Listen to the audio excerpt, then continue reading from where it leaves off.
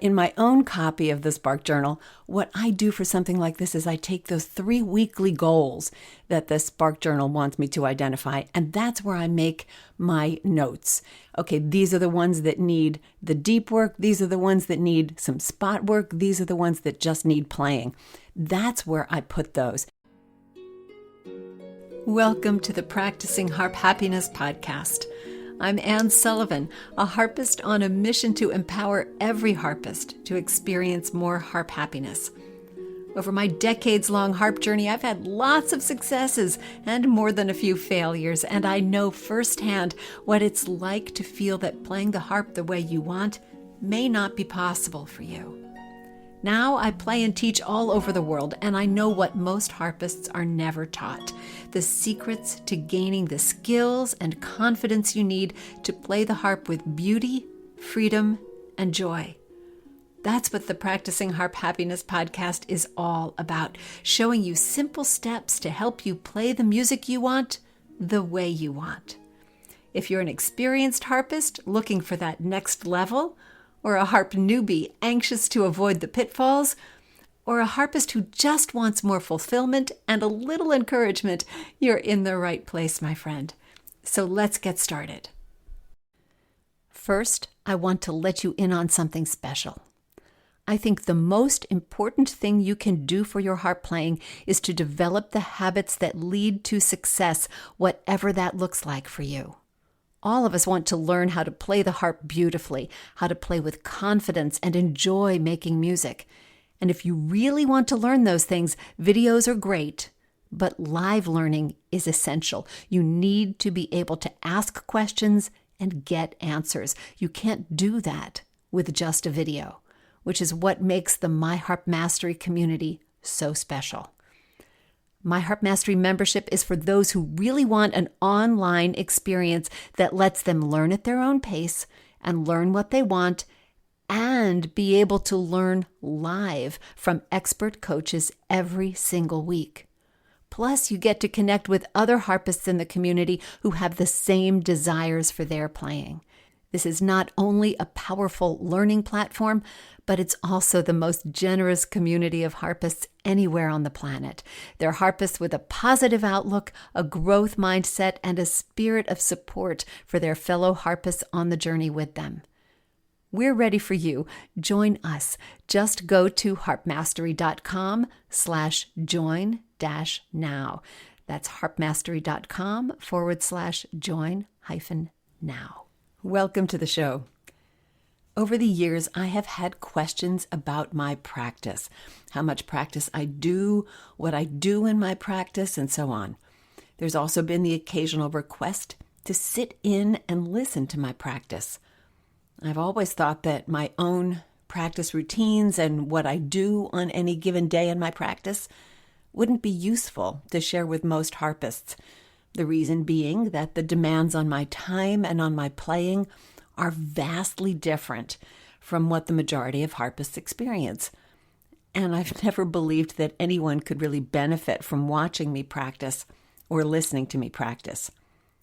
But gradually I have been led to rethink that opinion, and my thinking started to change with the introduction of practice labs in our Harp Mastery Hub. In case you don't know what our practice labs are, I will fill you in. They are online meetups that any of our hub members can join.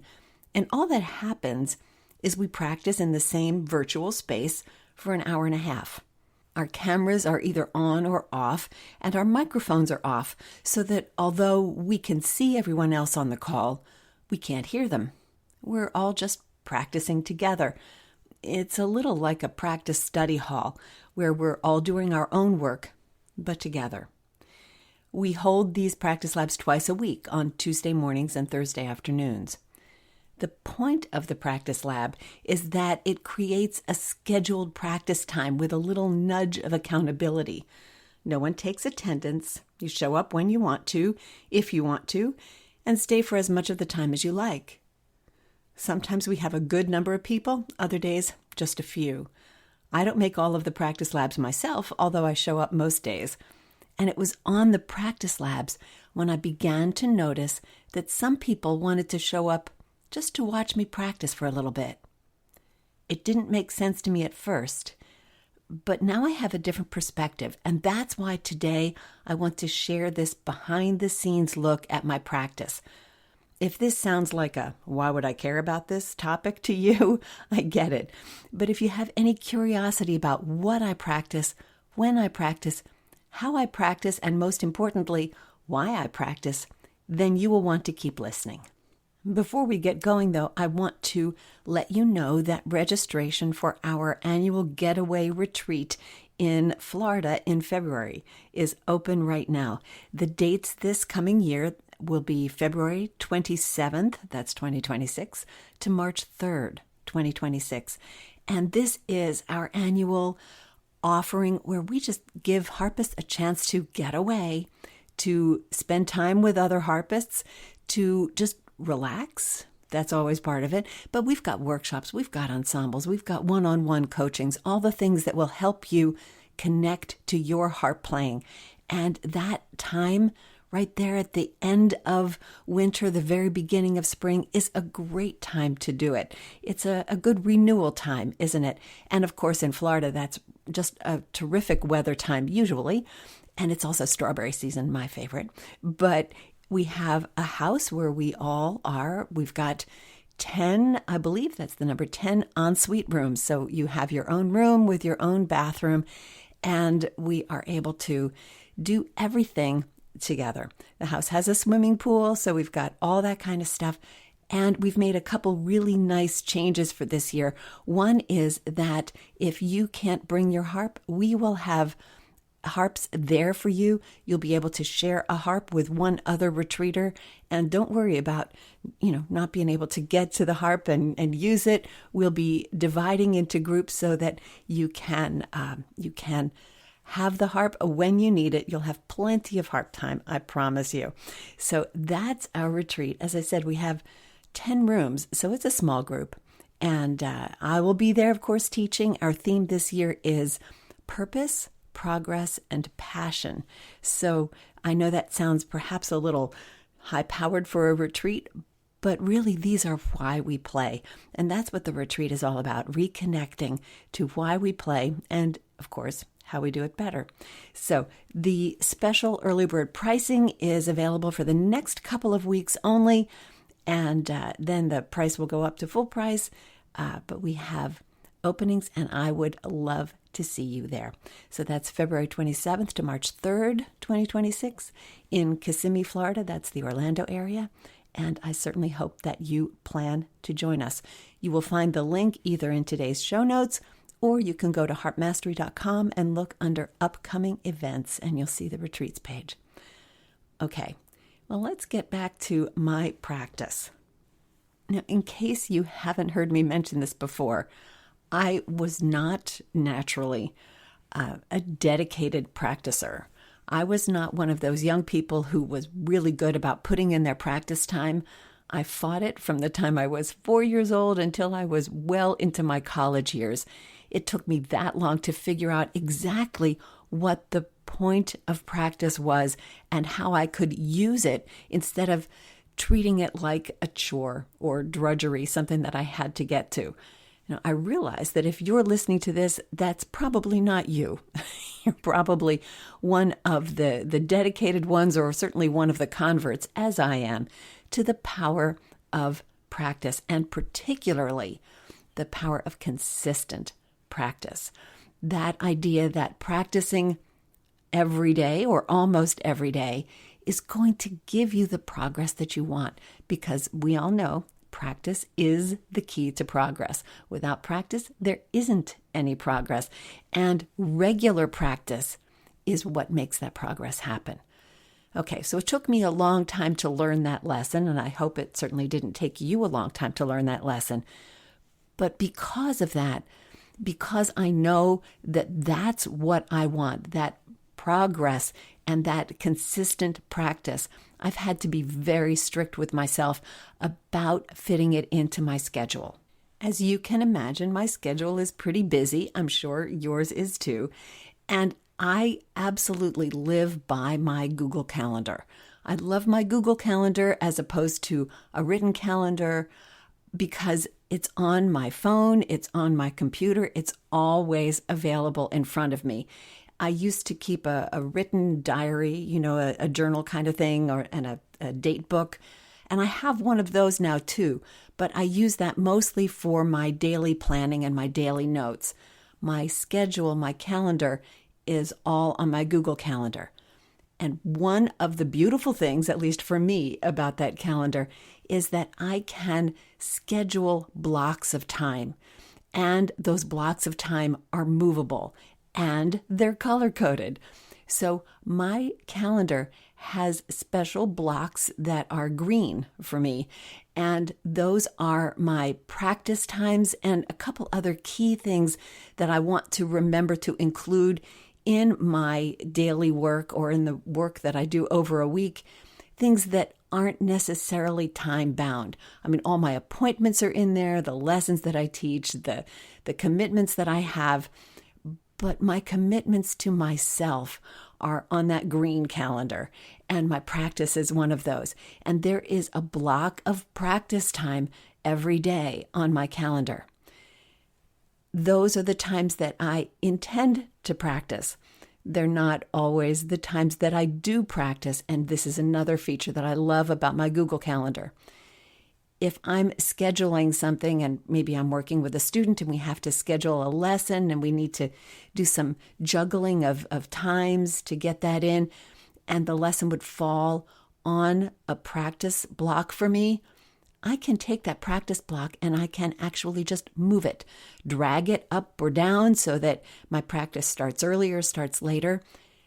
Or because that practice block is on my schedule, I get to make the choice and say, that day won't work for a lesson for me because I know that I have to practice.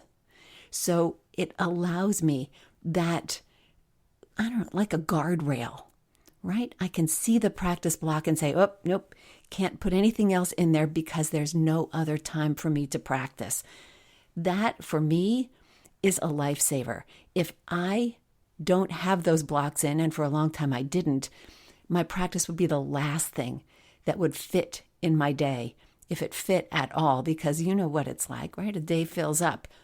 But if I have those practice blocks in my calendar, I'm constantly reminded that I need to fit them in, that it's important to me. I have to say that particular statement, that my practice is important to me, made a huge difference for me. It allowed me to accept that practice was a priority. It wasn't something that I could be lax about.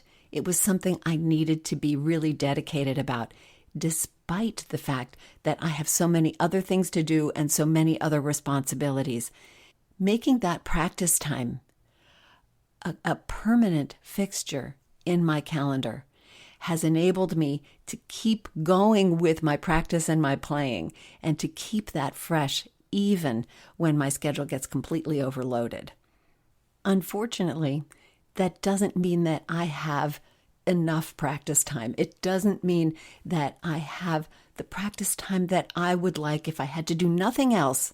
I mean, let's face it, if I had to do nothing else during a day, I would love 3 to 4 hours of practice a day. I would feel like I was really moving ahead and as well as keeping on top of the things that I needed to do. That would be ideal for me. But that isn't happening, at least not at the moment, that's for sure.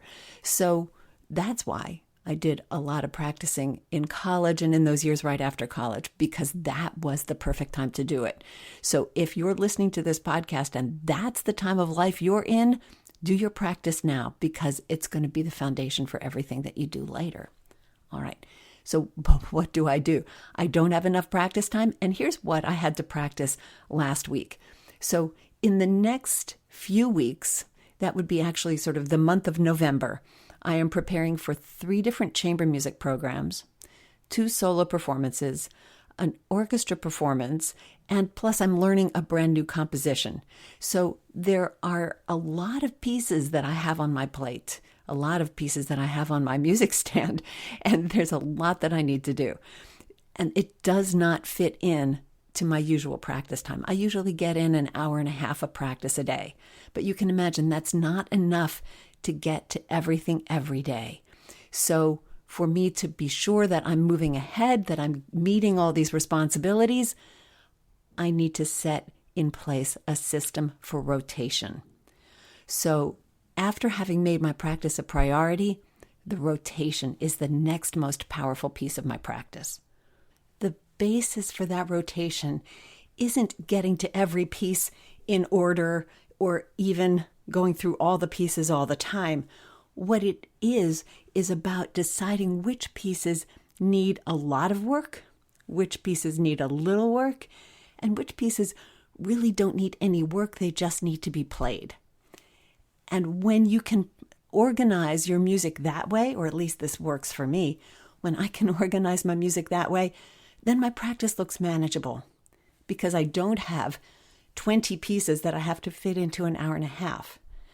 And I know that if I can do some deep work on a few pieces in that hour and a half that I have to practice, then the next day I can devote some deep work to some other pieces and just kind of review the work that I did the day before. My goal with the rotation is to make sure that everything that needs deep work, everything that needs a lot of practice, I play every day, whether I'm working on it or just reviewing the work that I've done, because they're the things that need the most frequent touches. The things that need almost no work, just playing, I can put those in a rotation where I play through them every other day, every third day, or whatever I need for those pieces. And then the pieces that are in the middle that need a little bit of work, they might just need some touch up on a few places and then playing every once in a while. So that's the kind of rotation that allows me to get everything done without doing everything every day. When I work with my students to help them set up a rotation like this, we make lists. Some of my students are people who like spreadsheets, and we can do it that way. Other times it's just a list. I have been doing this for myself for so long that I just use piles. I have my music organized in piles for every program that I'm doing. And sometimes those files are kept in a folder so that I can see them. Sometimes there are a few folders. I try not to leave piles on the floor, although I've been known to do that. I can't deny it. But those piles allow me to see all the music for all my programs at once. And I know instantly which ones are the pieces that I have to work on and which ones aren't. So the pieces from those programs that I need to absolutely hit every day, they're the ones that live on my music stand. And then every day I go through one of those programs, pick out the easy pieces, the ones I just need to review, and do those too. So I sort of do instant on-the-fly planning. And when it really gets to be crunch time, when I have, as I do this month, when I have a lot going on, I will make a list. And I will also use my Spark Practice Journal. The Spark Practice Journal, as you might know, is one of the practice tools that I developed, and you can get the Spark Practice Journal by going to our Harp Mastery shop. You'll find it there. But in my own copy of the Spark Journal, what I do for something like this is I take those 3 weekly goals that the Spark Journal wants me to identify, and that's where I make my notes. Okay, these are the ones that need the deep work. These are the ones that need some spot work. These are the ones that just need playing. That's where I put those. And then as I go through every day, I note on my Spark Journal, yep, I did this, and then before I'm done, or right when I'm done my practice, before I leave the harp, I make those notes for the next day. What do I want to work on the next day? So that when I get to my practice time, I can get right into my practice time and I don't have to re-strategize. So that's the important part of the planning for me. I need to know what I need to work on. I need to know what I need to play but don't need to work on. I need to prioritize those things. I need to see the lists and or the piles, and I need to be sure that I know what I'm doing before I get to my practice so that it's planned out at the end of my practice the day before. That for me is key. Now, there are a couple of key principles, key beliefs that make that rotation work. Obviously, the setting up of that rotation, not just the strategizing of the pieces, but the planning for the practice time, right? Those blocks that I put in my calendar, those are key to make the rotation work on a practical level. But to make it work on a playing level so that I can feel like I am preparing properly for everything I need to do, there are some key beliefs. That's what I mean. One is this, that I can trust myself, that I have done this enough that the pieces I know I don't need a lot of practice time on, I really don't need a lot of practice time on. Those are things that I have come to understand about myself. Granted, if you're balancing a lot of music and this isn't something you're used to, this is something you're going to have to learn, in which case you could just sort of trust the process and experiment with it and see that it works. But for me, that's the first thing. I have to know that, yep, this is how I can make this work, and it's going to work. Trusting that process, trusting myself, that's really important here, because otherwise I would worry all the time. And I can't allow myself to be so caught up in worry that, oh, I don't have the practice time I would like. I don't have my 4 hours. I have my hour and a half most days, not even every day. And I've got some emergency plans for that I can tell you about. But I have to trust that it's all going to work. It's worked before, and it's going to work this time. I can't afford to be worried. I can't afford to be regretful or anything else that I don't have the practice time that I would ideally like. It's going to work. And this leads directly to the second belief. I touched on this in a recent podcast too when we were talking about planning holiday music. I have to believe that the time I have is enough because it's all the time I have. So I have to strategize and use the time that I have. But I also have to understand that since it's all the time I have, it's got to be enough time. And I don't have to worry about that. I just have to use my time well. The time I have is enough time. Now, if it truly isn't going to be enough time, then I've done some poor planning and I'm going to have to double up on my practice time or make some other changes. If something came up for me right now and it was another playing opportunity that I really wanted to take advantage of, I would have to think pretty carefully before I consented to take it on, because I'd have to look at my schedule and see, do I really have the time to practice for this? And if the answer was, well, no, but I might be able to find it, and it was something I really wanted to do, then the first thing that happens is that practice time goes in my calendar. But for right now, I know that, and I believe firmly that the time I have is enough to get everything ready. And once again, that belief allows me not to panic. It allows me to stay calm because it's all the time I have, and that's what I'm going to do. I'm going to prepare. I'm going to prepare the way I know I have to prepare, and it's going to be enough. And then the third thing, I don't even really think about this so much anymore until I work with a student who gets caught in this trap. In my daily practice, I can't be so focused on perfection, so focused on fixing something and getting it exactly right that I don't get it done, that I don't get to finished. I have to understand that my time is finite, even though it's enough time.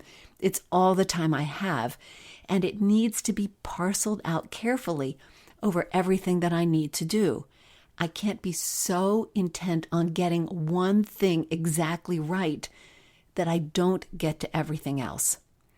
So if I've done 5 repetitions of a particular passage that I knew needed some extra going over, it's so tempting, isn't it, to just, I'll just do it once more. Oh, if I do it once more, I could do this. Oh, I'll just do it once more. I don't have the time to fall into that trap. I've done my repetitions. I've done the work that I know I have time to do, and now there's something else that needs my time and attention. Making those decisions in your practice, oh, that's so hard. wrenching your attention away from something that you know you're doing good work on and you're making progress, and just a little bit more will make more progress for you. Taking your attention away from that, refocusing on something else is very difficult to do. And this is something that, once again, I discovered because I had to, because I had so much else going on. But the real power in this is that this is what allows you to harness the power of time. Remember that we make progress over a certain amount of time. We don't make progress in one practice session. I mean, we might make something better, we might fix it, we might find the flaw, but that progress, that improvement that we made is going to settle in and become part of our music over a longer span of time. So rather than do 20 repetitions today and then not be able to get to the next thing that also needs that work, I would rather do 5 repetitions today and 5 tomorrow and 5 the next day, so that I can do the same with another piece. Those fewer repetitions over more days, that's going to give me a better benefit. It's going to give me more long-lasting results, more progress over time, more security, more confidence. Doing it 20 times today and then not being able to do it tomorrow, or maybe only doing it once tomorrow, does not give you the same kind of progress. So holding myself back from, oh, I can just do it once more. I can do it a couple more times. I don't have the time for that.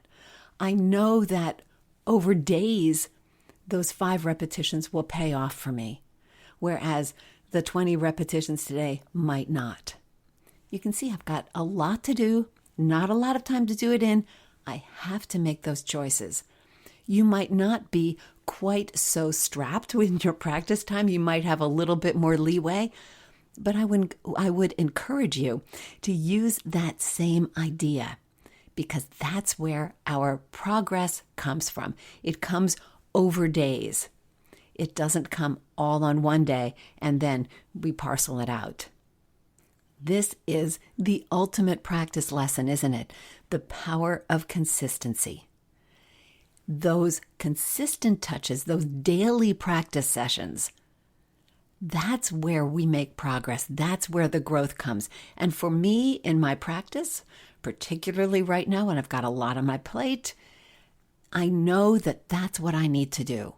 I need to be very careful about how I use my time.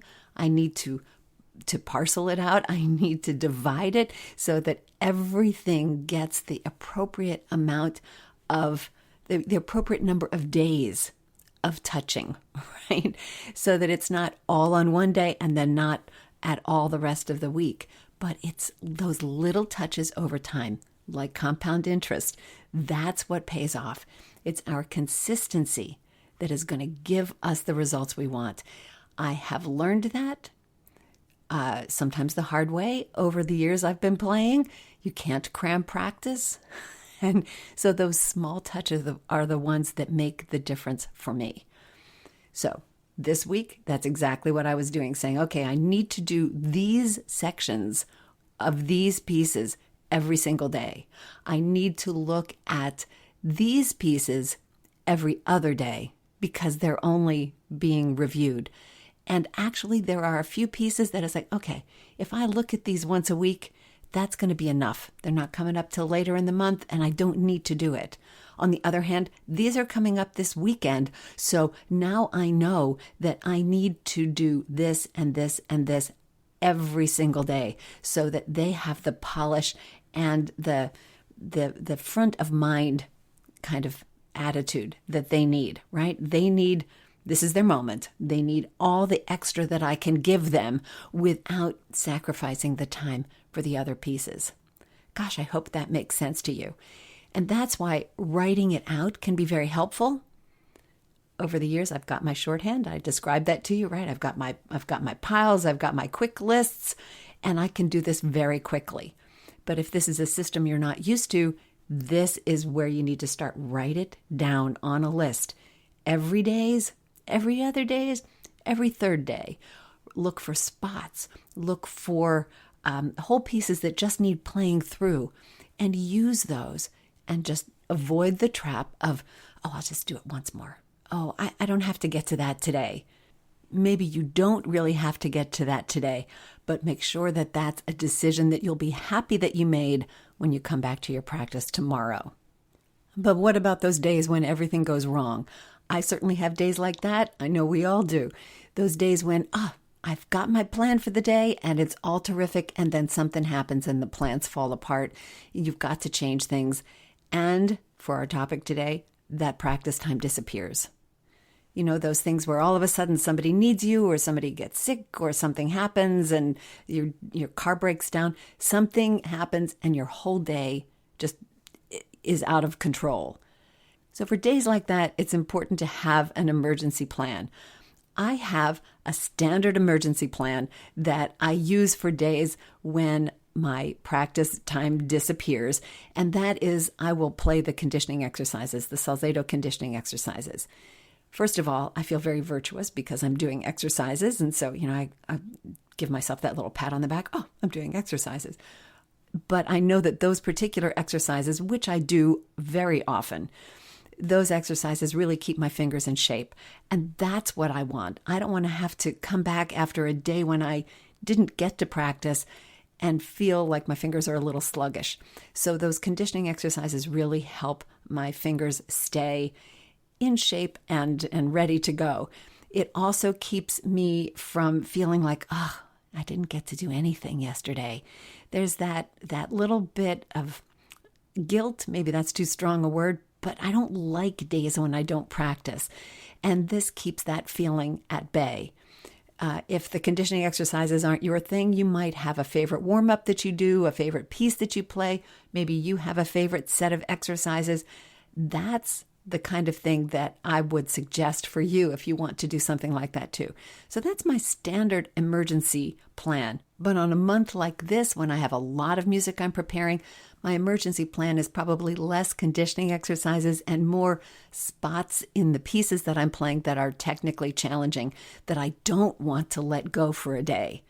And if I can get 10 minutes or 15 minutes just to do those, that's enough for me.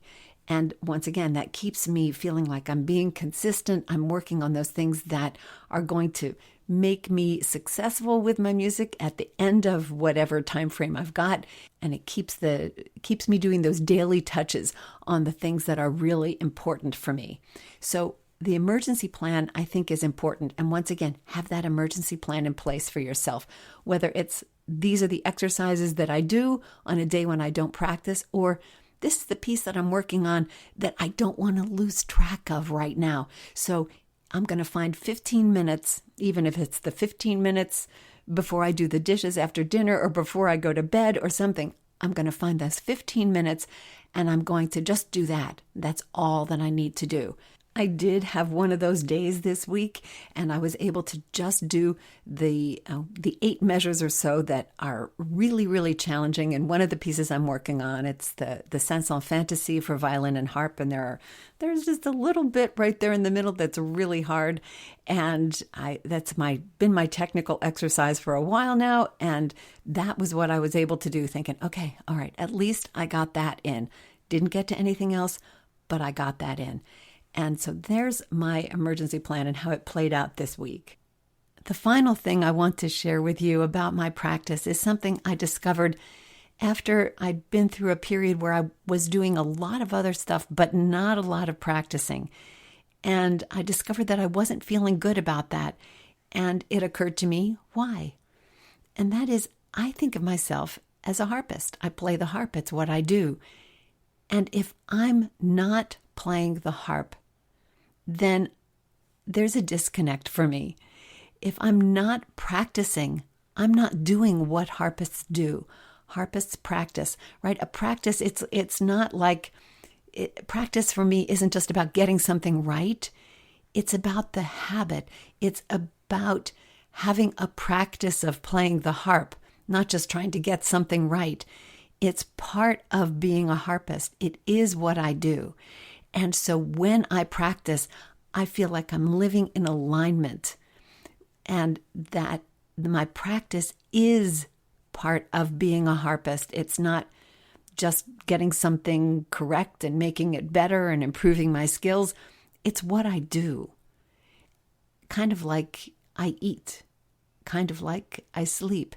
It's part of what I do. And I don't want that to be an option in my day. I need it to be part of my day because it's part of who I am. And that alignment between how I think of myself as a harpist and what I do playing the harp, that alignment is critical. And that's the underlying motivation that allows me to spend my energy practicing every day, even with everything else that I do. That alignment is so important to me. That's part of where my own personal harp happiness is.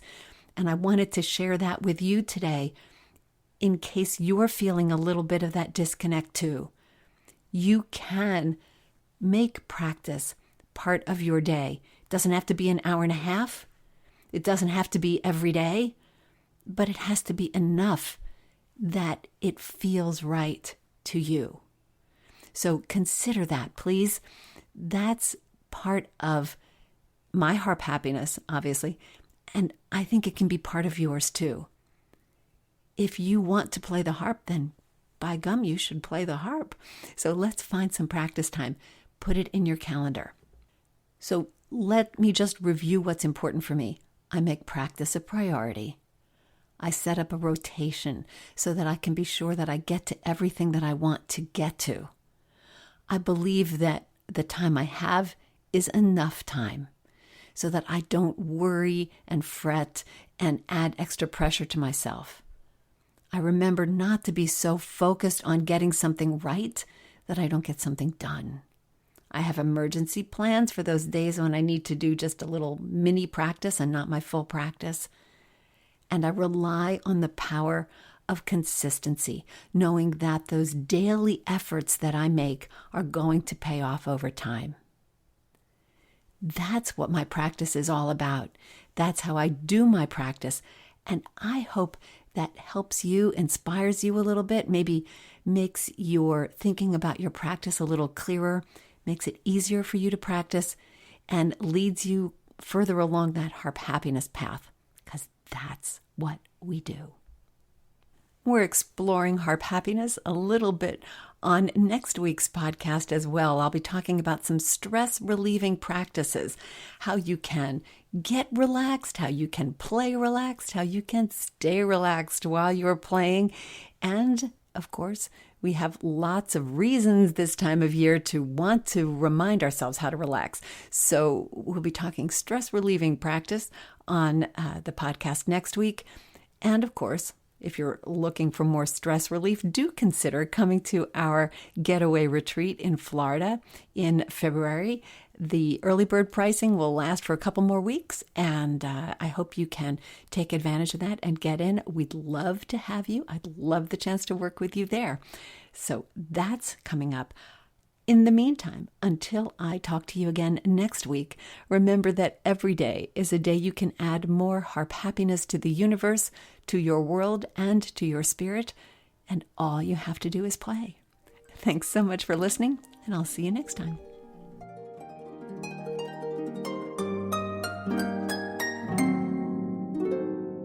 Thanks for tuning into another episode of the Practicing Harp Happiness podcast.